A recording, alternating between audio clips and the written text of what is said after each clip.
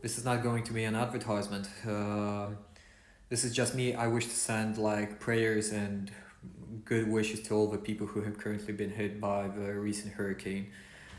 Absolutely, like devastating tragedy occurred.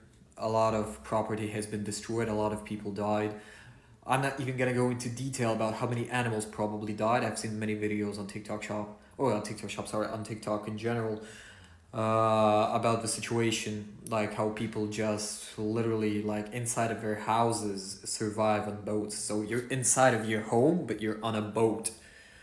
So absolute travesty. I must implore people like in the future, like stock up on food, stock up on water, stock up on electricity, like power banks, generators, canned food, like whatever. Keep yourself safe and make sure that you survive this tragedy like